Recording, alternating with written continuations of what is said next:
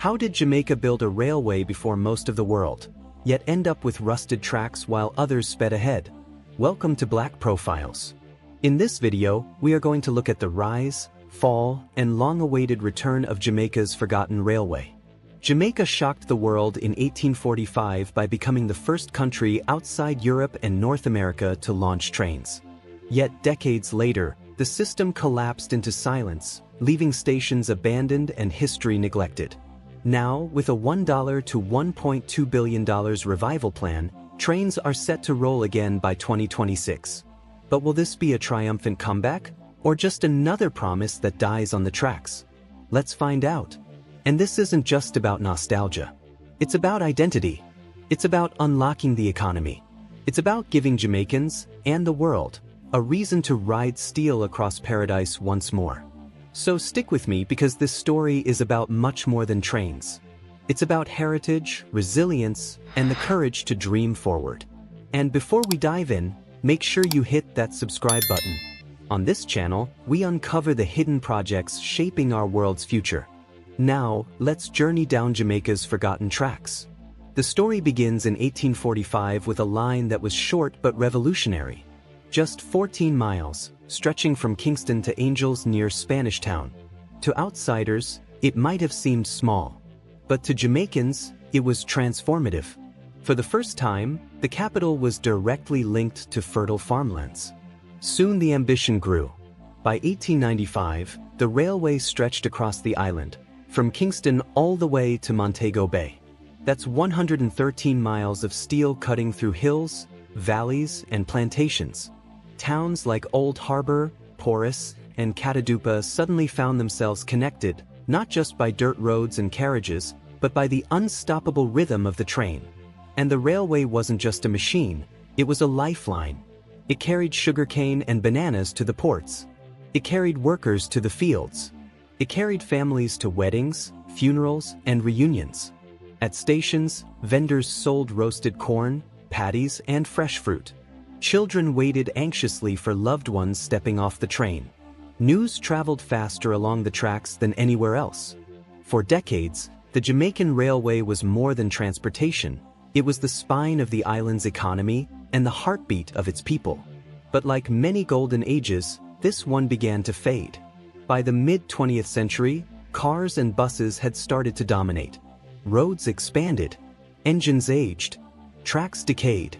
Maintaining the railway became more expensive than running it. Instead of being the future, trains began to feel like the past. By October 1992, the government made a painful announcement. All passenger rail services would be shut down. Overnight, the Kingston to Montego Bay line went quiet. Trains that once carried the lifeblood of Jamaica stood rusting. Grass grew between the rails. Stations became ghostly shells of what they once were. For communities that had depended on the railway, the silence was devastating. Markets lost customers. Families lost an affordable way to travel. And for many Jamaicans, it felt like more than just transport disappearing. It was as though a piece of their national identity had been stolen. But Jamaicans never truly gave up on their trains. In 2011, the government briefly relaunched passenger services, but by 2012 they had stopped again. The dream seemed to vanish until a new experiment began in 2022. This time, the focus was on students. A pilot program ran trains between Old Harbor, Linstead, and Spanish Town. It wasn't glamorous. No luxury carriages or sleek engines. But it worked. By the first anniversary, over 136,000 students had boarded those trains, an average of 500 passengers every single day. Parents were relieved. Students got to school safely and on time. Suddenly, the idea of a working railway no longer seemed like fantasy. It felt possible again. And this time, people noticed. The pilot wasn't just about transport, it was proof that Jamaicans still had an appetite for rail. Now comes the exciting part. The government, together with private investors, is preparing a bold revival. The first corridors of a modern commuter railway are set to launch in March 2026, with investment estimated between $1 billion and $1.2 billion. The plan begins with two key corridors. Kingston left-right arrow Spanish town with a spur to Portmore. Portmore is Jamaica's largest commuter town, with tens of thousands of residents traveling into Kingston every day. A train here could transform daily life, cutting commute times, unclogging traffic, and supporting the development of the massive Bernard Lodge area. Old Harbor, Spanish town, Linstead. Building on the student pilot, this line will open for general commuters. It passes through growing industrial and residential hubs, making it essential for workers and families alike. Together, these lines are just the beginning of Jamaica's modern railway comeback. Why is Jamaica spending more than $1 billion on this? Because the payoff is enormous. Commuters spend hours every day stuck in Kingston's gridlocked traffic. That's productivity lost. A railway can change that overnight. The student pilot proved how transformative trains can be for education, giving thousands of young Jamaicans safe, reliable access to schools. Economically, railways boost industrial hubs, connect new housing, and lower transport costs for businesses. Ports can move goods more efficiently. Workers can reach jobs more quickly. And then there's tourism. Imagine arriving in Kingston, boarding a sleek, modern train, and gliding through lush mountains before stepping off in Montego Bay.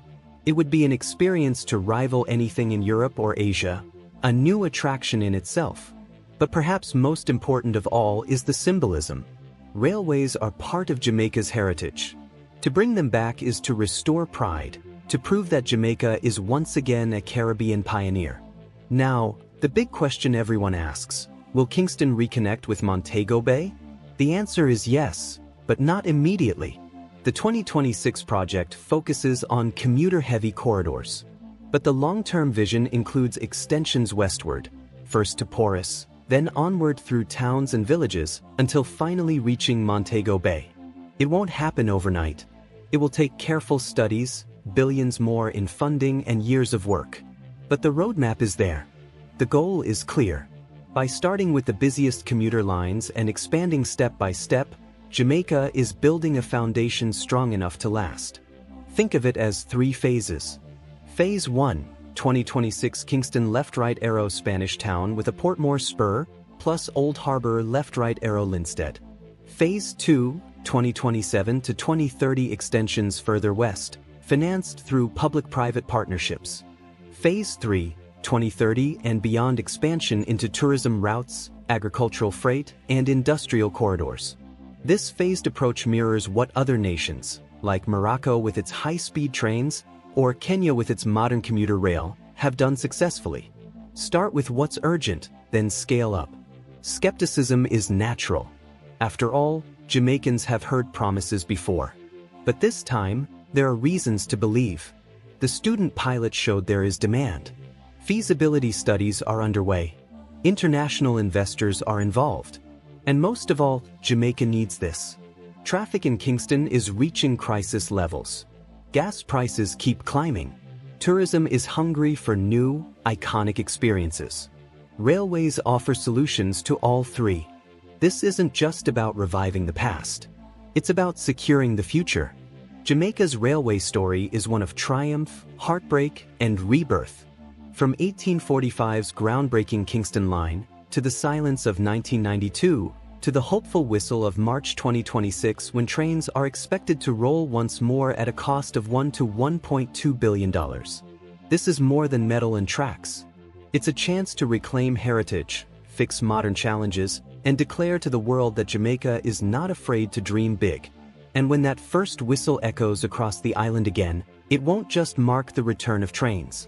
It will mark the return of hope.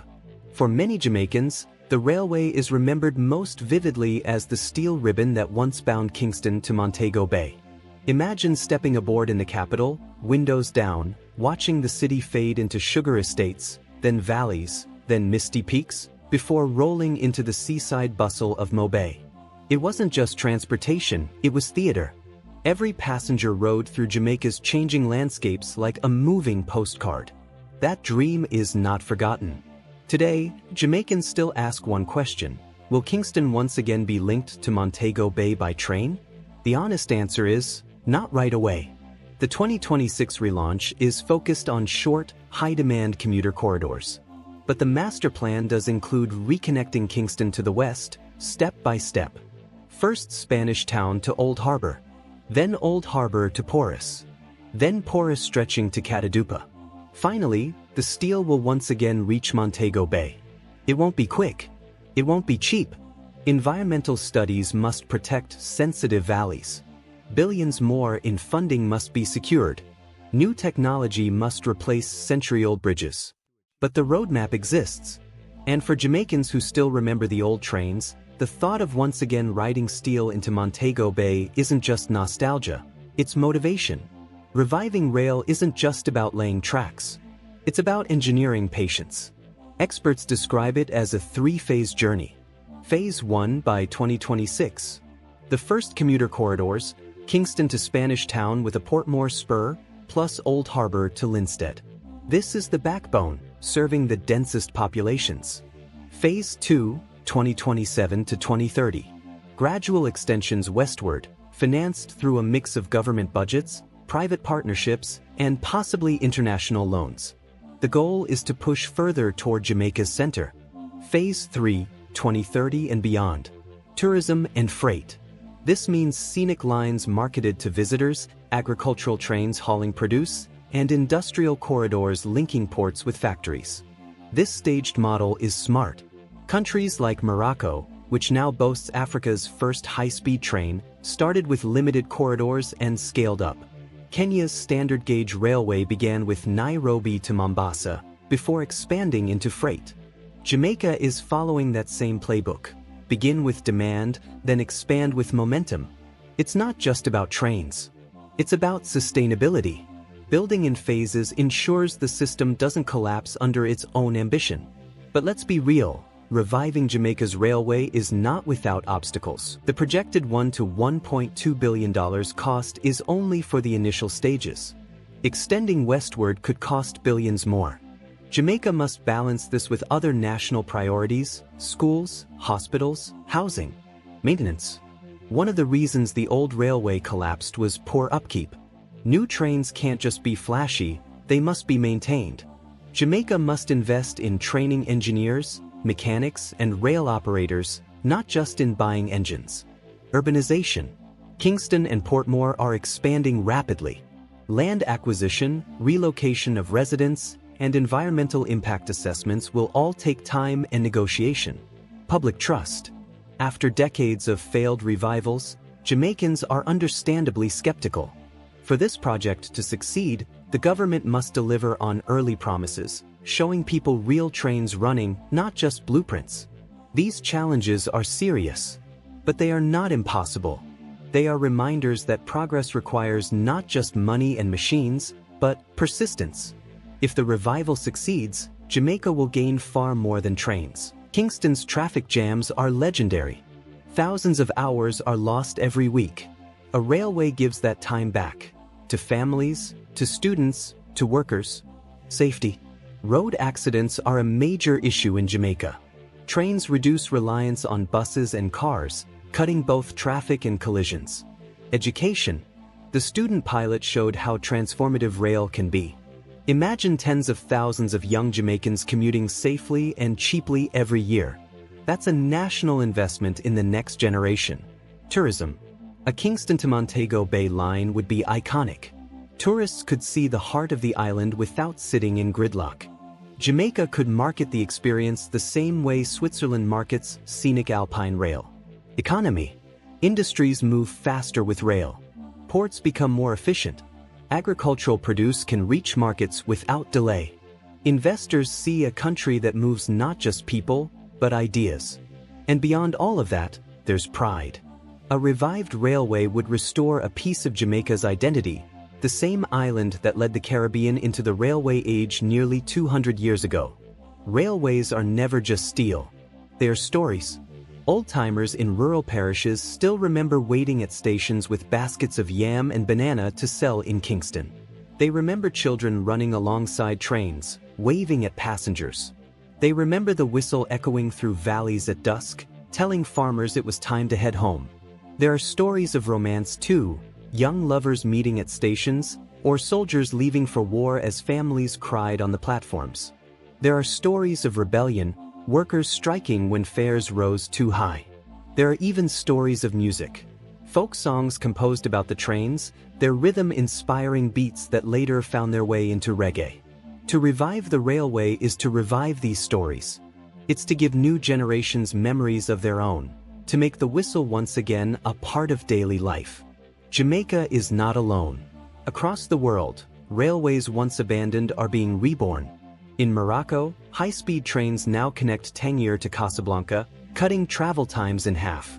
In Kenya, the standard gauge railway has transformed how goods move from Mombasa's port inland. In the Dominican Republic, a modern metro system has reshaped Santo Domingo. These examples prove something important. Small nations can dream big with rail. The key is not speed, but planning. Jamaica doesn't need the world's fastest train. It needs the world's most reliable Caribbean train, one that serves its people, its economy, and its tourists. The revival is not about competing with Europe or Asia. It's about showing that a Caribbean island can once again lead with innovation. Skepticism runs deep. And for good reason. The railway has been promised before. The 2011 relaunch failed. The 2012 shutdown hurt trust. People are tired of speeches. But this time, the foundation feels different.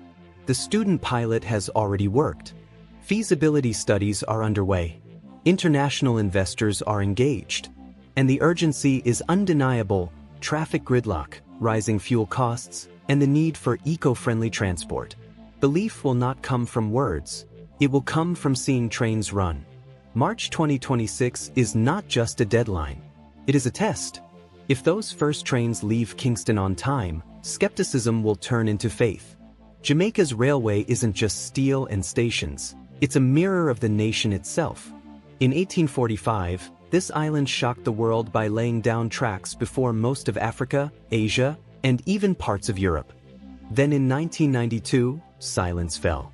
For decades, governments promised revival, but the weeds kept growing and the rust kept spreading. Now, Jamaica wants to spend up to $1.2 billion to bring the whistle back by 2026. Some say it's visionary. Others call it political theater. The truth? This project is a test, not of trains, but of trust. If the engines roll on time, Jamaica proves it can reclaim its pioneer spirit. If they don't, this billion-dollar dream risks becoming another monument to broken promises. So what do you think? Is Jamaica's railway rebirth a bold step forward, or a gamble on nostalgia? If you enjoyed this story, hit like, share it, and subscribe for more hidden projects reshaping our world. Because sometimes, history doesn't just repeat, it dares us to fix the tracks and ride again.